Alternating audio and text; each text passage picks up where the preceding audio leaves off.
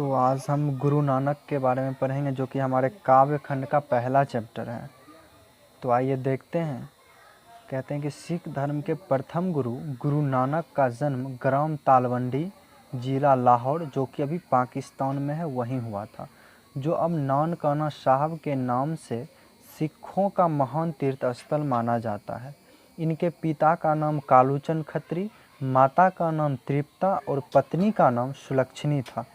इन्होंने गुरु का महत्व और राम नाम के जप की गरिमा को दर्शाया है। इस चैप्टर में आप पढ़िएगा कि राम नाम के बिना हमारे जीवन में क्या क्या प्रभाव पड़ते हैं।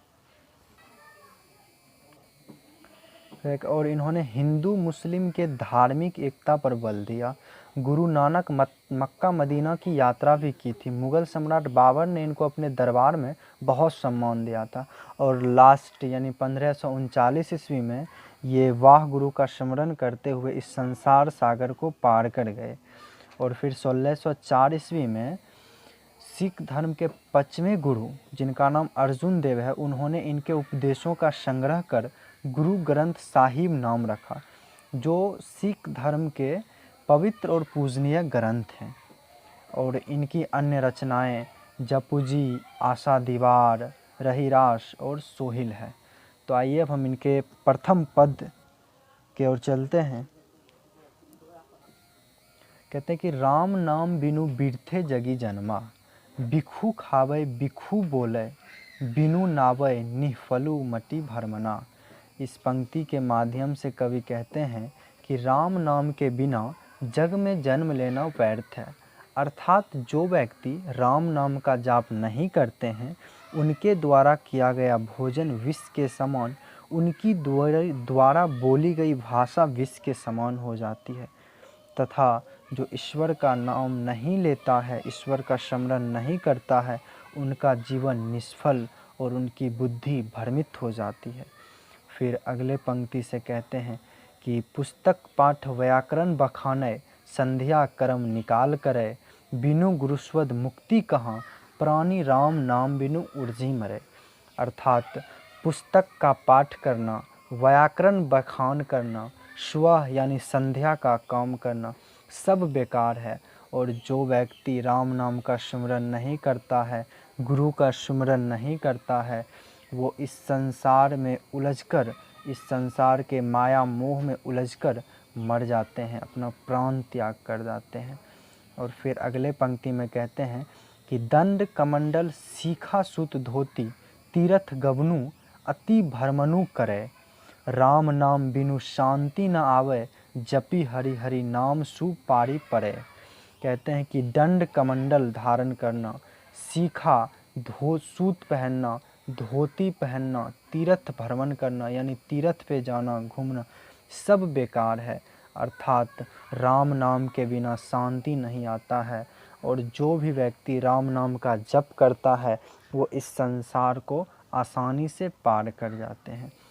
फिर नेक्स्ट पंक्ति में कहते हैं कि जटा मुकुट तन भस्म लगाई, वसन छोड़ी तन नगन भया।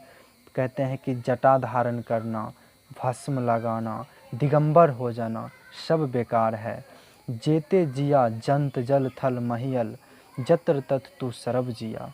फिर कहते हैं कि इस पृथ्वी पे जल थल यानी जल में, थल यानी स्थल, पृथ्वी पे जितने भी जीव हैं उन्हीं के कृपा से जीवित हैं। फिर लास्ट पंक्ति है इसका, गुरु प्रसादी राखिले, जन को हरिरस नानक झोली पिया। कहते हैं कि जो गुरु के उपदेशों का अपने जीवन में उतारा, सीखा, वो उस गुरु के रस को पा लिया, मानो हरि का नाम लेकर उन्होंने हरि का पान कर लिया, यानी हरि का रस पान कर लिया। एंड फिर है ये हमारा, जो नर दुख में दुख नहीं माने, सुख स्नेह अरुभय नाही जाके, कंचन माटी जाने। कहते हैं कि जो मनुष्य अपने दुख से दुखी नहीं होता, जिसे सुख स्नेह और भय भी जिसको प्रभावित नहीं करता, जो दूसरे की धन को मिट्टी के समान मानते हैं, नहीं निंदा नहीं स्तुति जाके, लोभ मोह अभिमाना, हरस शोक ते रही निहारो, नहीं मान अपमाना। अर्थात जिसे निंदा, प्रशंसा, लोभ, मोह और अभिमान प्रभावित नहीं करता है, जिसको हर्ष या शोक भी प्रभावित नहीं करता है, जो मान अपमान का भय नहीं रखते हैं। और फिर कहते हैं कि आशा मनसा सकल त्यागी, कई जग ते रही निराशा, काम क्रोध जेहि पर से नाहिन तेहि घट ब्रह्म निवासा। कहते हैं कि जो मन से आशा और तृष्णा सब कुछ का त्याग कर देते हैं, जो इस संसार की माया से मुक्त हो जाते हैं, जिनको काम क्रोध आदि स्पर्श भी नहीं करता है, ऐसे व्यक्ति के ही अंदर ब्रह्म का निवास होता है।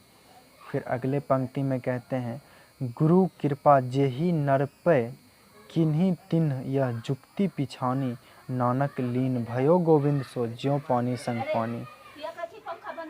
कहते हैं कि गुरु की कृपा जिस व्यक्ति पर होती है, गुरु की कृपा जिस व्यक्ति पे होती है, वही इस जुक्ति, वही इस रहस्य को समझ पाते हैं। और लास्ट पंक्ति के माध्यम से कहते हैं कि नानक लीन भयो गोविंद सो ज्यों पानी संग पानी। कहते हैं कि गुरु की भक्ति में इस प्रकार लीन हो जाए जैसे एक बहती हुई नदियाँ समंदर से मिल जाती है। तो यहीं पे आपका ये समाप्त होता है। नेक्स्ट हम लेके आएंगे, इसका दूसरा चैप्टर है काव्यखंड का रसखान, और इसका क्वेश्चन आंसर भी करा देंगे।